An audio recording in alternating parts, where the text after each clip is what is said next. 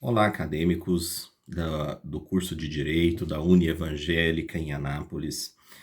Essa aula se destina a discutir alguns pontos de direito penal, parte geral, direito penal, módulo 1, de forma a melhor situá-los com relação às nossas aulas síncronas, com relação ao debate que envolve o estudo das ciências penais e com relação ao estudo do próprio Código Penal brasileiro.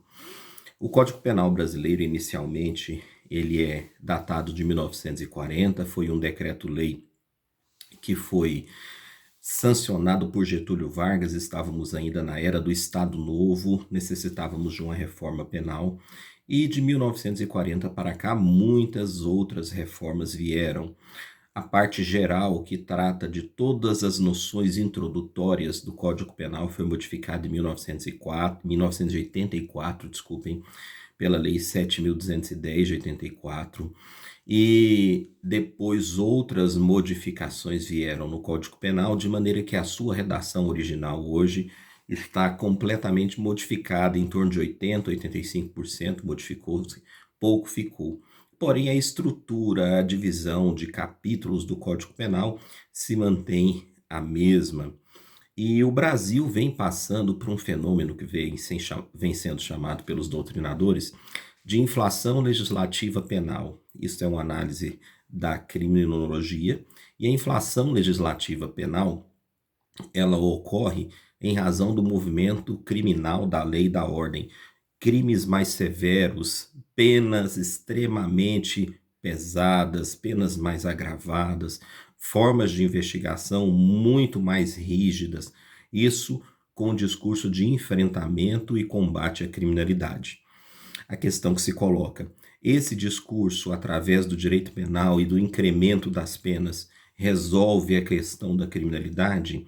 E uma questão que colocamos também: será que em algum dia viveremos em uma sociedade sem crimes? Com relação à primeira questão, ela é polêmica, embora muitos políticos e a classe política que lida com o direito penal e que aprova as leis venha a dizer que sim. Nós sabemos que é muito difícil você enfrentar a criminalidade e combatê-la só com leis penais. Um dos maiores juristas da atualidade, ainda vivo e produzindo, professor Eugênio Raul Zaffaroni, que foi ministro da Suprema Corte Argentina, ele diz que é muito mais efetivo um controle social não repressivo do que um controle social repressivo da criminalidade. Por exemplo, o professor Zaffaroni diz que a América Latina, ou os países da América Latina, no final do século XX, passaram por ditaduras repressivas. Isso não reduziu a criminalidade. Seria mais viável você investir no cidadão com um controle social primário, por exemplo, investindo-se em escolas, investindo-se em saúde, investindo-se em esporte, fomentando o indivíduo a ter uma religião, fomentando o indivíduo a ter uma ideologia de vida. Tudo isso poderia afastá-lo do crime. Porém, quando o Estado abandona, o Estado o deixa de lado, como a gente vê em alguns casos do Brasil, locais que são totalmente desprovidos da ação do Estado, esse indivíduo é cooptado desde a sua infância, sendo levado para a vida da criminalidade.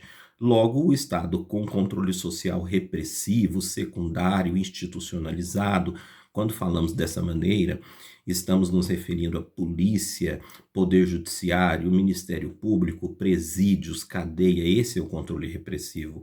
Esse controle repressivo entra em ação e muitas vezes ele se mostra falho. Nós conhecemos pela mídia a realidade dos presídios, conhecemos a realidade do sistema prisional, nós estamos vendo todos os dias cenas de barbárie e chegamos à conclusão que, embora ele funcione, não funciona bem, e ele só funciona de forma seletiva. Muitas vezes aquelas pessoas que realmente necessitavam de uma repressão estatal não são presas. O direito penal, ele, embora um ramo muito agressivo, uma ciência, muitos doutrinadores clássicos diziam que ele é um mal necessário. Pune-se o mal injusto do crime com o mal justo da pena. Essa é a visão de Magalhães de Noronha. Magalhães de Noronha foi um jurista lá nos anos 30, 40. Ele dizia-se que pune-se o mal injusto do crime com o mal justo da pena. O direito penal é um mal necessário. Ele retira do indivíduo, ele retira do condenado, hoje, o seu bem mais precioso, que é a vida, desculpe, que é a liberdade, colocando-o em um presídio, restringindo a sua liberdade. Com relação à vida, nós não temos no Brasil pena de morte, vocês sabem disso, salvo nos casos de guerra declarada, onde se aplica o Código Penal Militar, e os crimes no Código Penal Militar que tem essa previsão de pena de morte são os delitos de deserção e traição. O Código Penal Militar está em vigor desde 1969 e até hoje essas penas não foram executadas por um motivo óbvio. Nós não estivemos em nenhum caso de guerra declarada, de confronto declarado com nenhum outro estado. Tivemos aí alguns conflitos, mas não tivemos guerra declarada. Então não é o caso de se aplicar, mas em tese é bom que vocês saibam, porque essa previsão está na Constituição Federal, está no Código Penal Militar, crime de deserção e traição, é muito cobrado em concurso e é uma situação de exceção, não é uma situação de regra. O máximo que se tem é pena privativa de liberdade na modalidade de reclusão, cumprindo-se em penitenciária, e depois as formas mais brandas de pena, que são as penas de prestação de serviço à comunidade, que serão estudadas mais a fundo no decorrer dos nossos estúdios, das nossas videoaulas.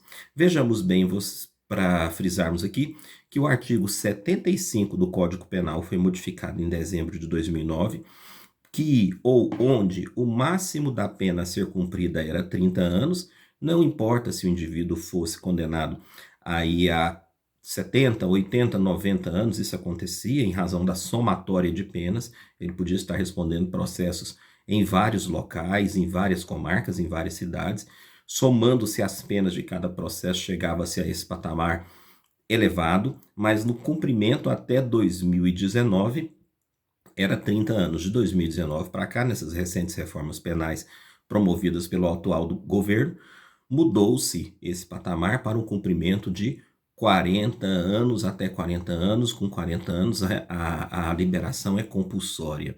Então 40 anos de prisão é uma quantidade razoável na vida do indivíduo encarcerado. Então nós estudaremos o objeto do direito penal, toda essa estrutura.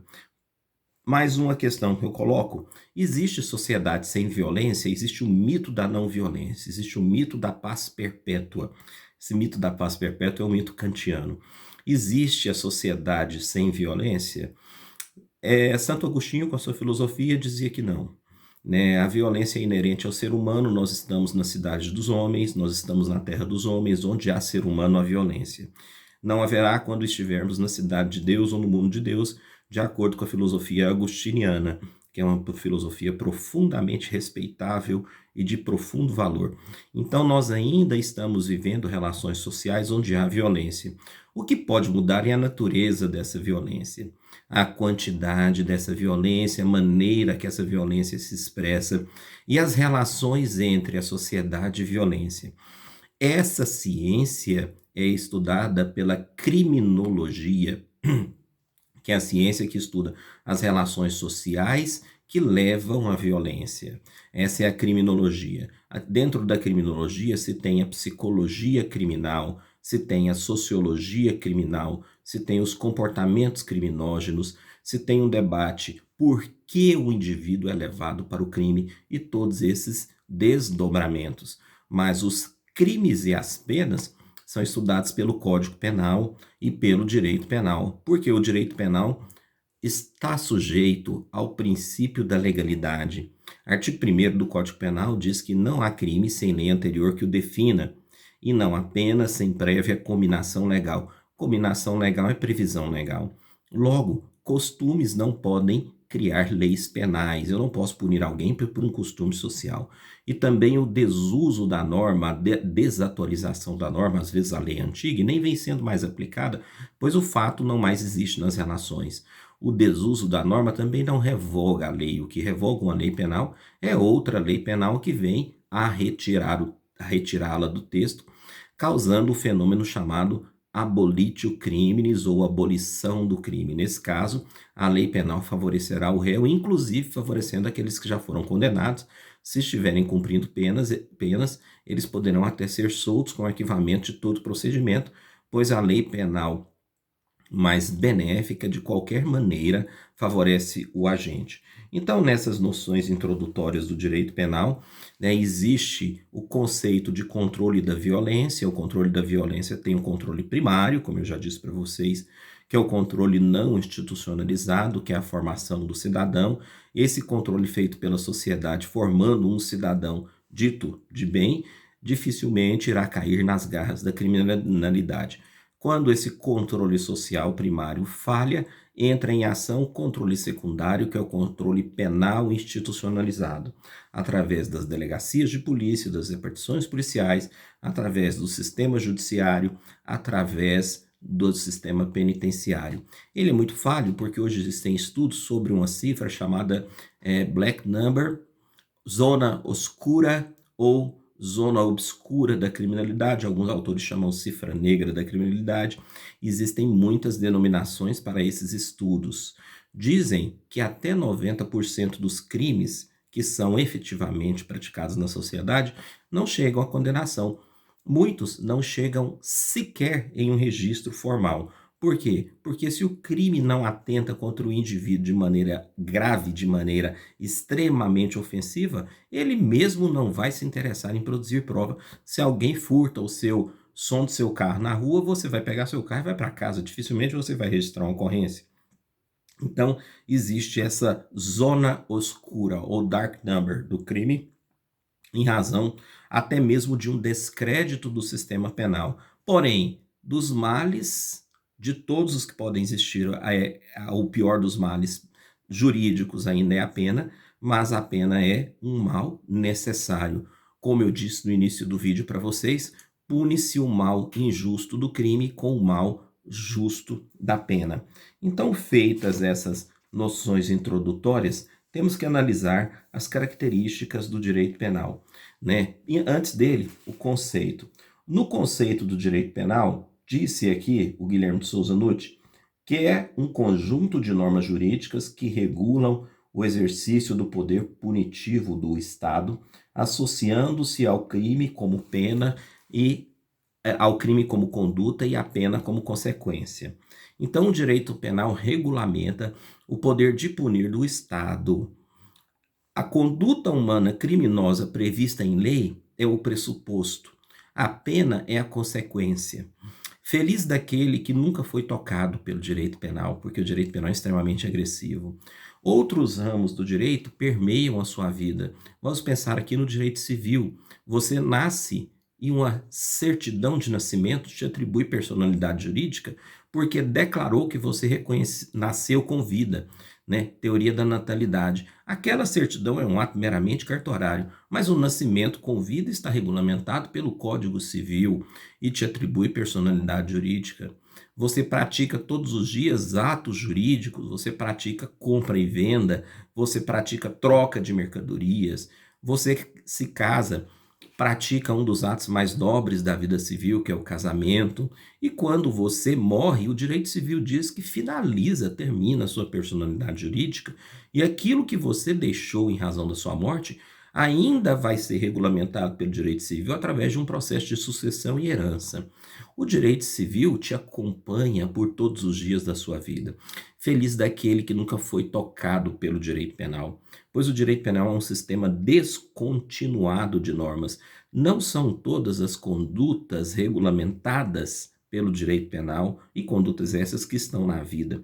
Apenas aquelas mais agressivas, aquelas que ferem valores da sociedade, tidos como indisponíveis, são previstos como crime. Esse é o conceito de bem jurídico penal. Considera-se bem jurídico penal tudo aquilo que a lei penal quis proteger com a imposição de uma pena. Vou repetindo, considera-se bem jurídico penal tudo aquilo que o direito penal quis proteger com a imposição de uma pena. O direito penal, gente, ele é cultural. Normas de cultura, elas não criam a lei diretamente, mas a cultura influencia o legislador. O legislador é a pessoa que te representa e que irá votar as leis penais do Congresso, pois sabemos que o direito penal brasileiro é um direito penal que tem caracteres nacionais, não é como nos Estados Unidos, que cada estado tem o seu direito penal. Então, o legislador, através da sua cultura, hoje ele vai votar as leis que depois sujeitarão toda a sociedade.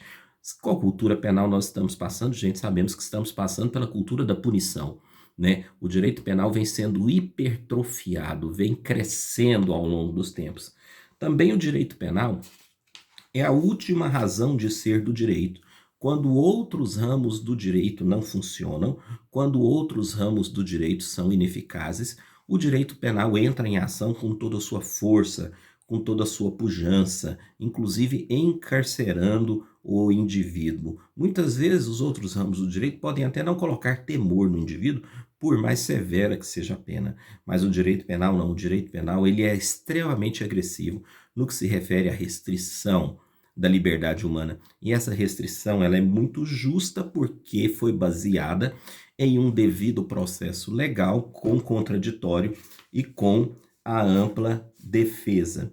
Fala-se também, gente, alguns conceitos em direito penal comum e direito penal especial. O direito penal comum seria aquele direito penal previsto no nosso código como crimes do Código Penal estruturado em um decreto-lei que hoje, em razão da teoria da recepção das normas, é uma lei ordinária, né? Uma lei que faz parte do sistema jurídico, embora de 1940 originariamente. Esse é o direito penal comum, o que será bastante estudado durante o semestre.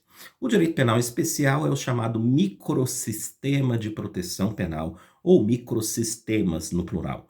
Por que direito penal especial? Com o tempo, novas relações sociais foram surgindo, novos crimes foram sendo praticados.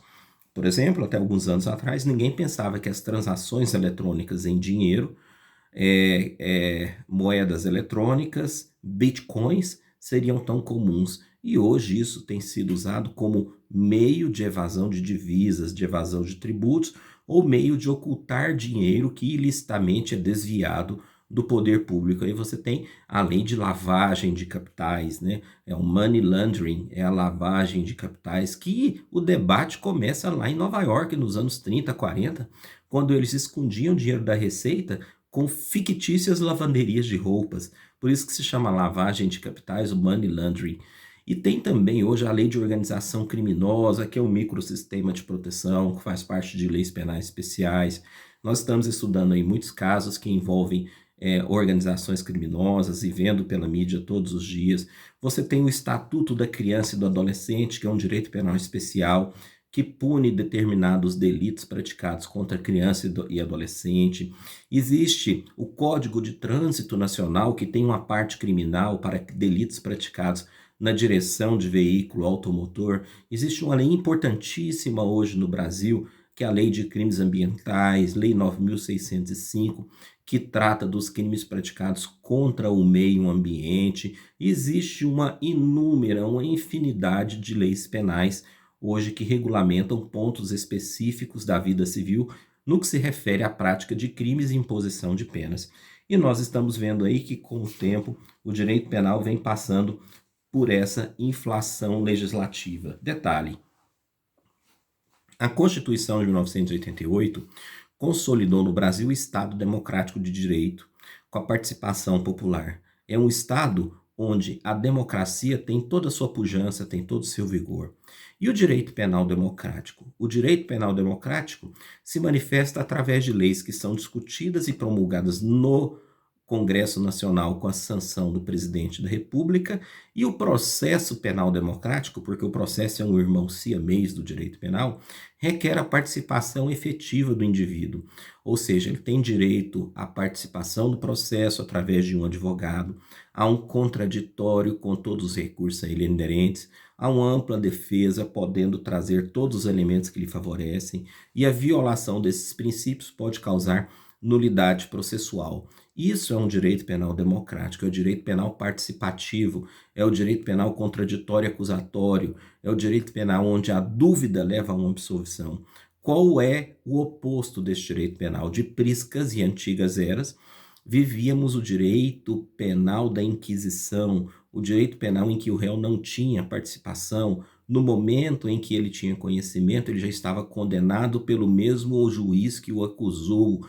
Era o direito penal secreto, era o direito penal das ordalhas, dos juízos de Deus, dos juízos preconceituosos, muitas vezes aqueles juízos onde o indivíduo era punido pela moral. Esse direito penal inquisitivo, ele não mais existe e cedeu lugar ao princípio do direito penal democrático, com base em uma estrutura maior da Constituição Federal, que é a dignidade da pessoa humana. Agora, por fim, o Estado pode punir de forma ilimitada? Não, muito pelo contrário. O poder de punir do Estado, embora legítimo, a própria violência usada pela polícia, que se chama uso progressivo da força, ou uso da força de forma de conter a força ilícita, ela é justa, ela está regulamentada em lei. É claro que ela não pode ser desproporcional. E o direito penal, ele tem. Quais são os limites do direito penal? O limite mais preciso do direito penal é o princípio da legalidade. Não há crime sem lei anterior que o defina e não há pena sem prévia cominação legal. Cominação é previsão legal. Veja bem vocês que a lei penal é a maior garantia de liberdade do cidadão. O Nelson Hungria, que foi um dos relatores do Código Penal, chegou a chamá-lo de direito protetor dos inocentes. É uma expressão bastante interessante que traz uma reflexão muito profunda. É um direito protetor do arbítrio ou contra o arbítrio, protetor do inocente contra a tirania do Estado. O direito penal pode ser agressivo, mas na nossa atual fase evolutiva, no nosso atual processo civilizatório, é o instrumento, é o melhor instrumento que temos. Ele não é perfeito, mas é o melhor instrumento que temos, por enquanto, para a contenção da criminalidade. Pode ser que no futuro nós tenhamos outros instrumentos. E questão importante, o direito penal não admite leis vagas, leis indeterminadas, conceitos jurídicos genéricos, imprecisos, em razão do princípio da legalidade. E a legalidade diz que não há crime sem lei anterior que o defina, não há pena sem prévia cominação legal. E uma questão importante que eu coloco para vocês, para discutirmos, por último, aqui, a questão da banalização do direito penal. Ultimamente, pensa-se que a prisão é a solução de todos os males. Para essa expressão solução, existe um sinônimo no jargão jurídico, é o apanágio dos males, ou seja, é aquilo que vem apaziguar os males. A prisão resolve? É essa questão que eu coloco para vocês. A prisão ressocializa? A prisão dá ao indivíduo a possibilidade de ter uma vida reta, uma vida conforme o direito, ou seja, evitando-se o mal, evitando-se aquilo que é errado? É uma questão muito polêmica, né? A prisão tem as suas críticas. A prisão foi concebida para ressocializar e para punir, e não apenas para punir. Em muitos casos, ressocializa sim. Em muitos casos, ela é efetiva sim. Muitas pessoas cumprem as suas penas, muitos condenados se sujeitam à prisão e saem do sistema carcerário com uma mudança de vida, isso é fato. Outros se especializam na escola do crime. O direito penal é polêmico, a prisão também não poderia deixar de ser polêmica. Porém, a conclusão que tiramos de todas essas relações é que o direito penal deve ter uma mínima intervenção, ou princípio da intervenção mínima, ou princípio da última ratio. Se escreve como se lê, última ratio, com T, ou a última razão de ser do sistema jurídico. Quando todos os outros ramos se mostram ineficientes, o direito penal é chamado a atuar. E ele é um sistema desfragmentado, ou seja, não são todas as condutas punidas pelo direito penal, apenas aquelas que ferem os bens jurídicos mais importantes de uma determinada sociedade. Cada sociedade escolhe o direito penal que quer ter. Essas são as noções introdutórias da primeira aula de Direito Penal 1, parte geral. Espero que todos tenham excelentes estudos e nos vemos nas nossas aulas síncronas, onde todos esses tópicos serão aprofundados. Um abraço a todos, tenham uma ótima semana.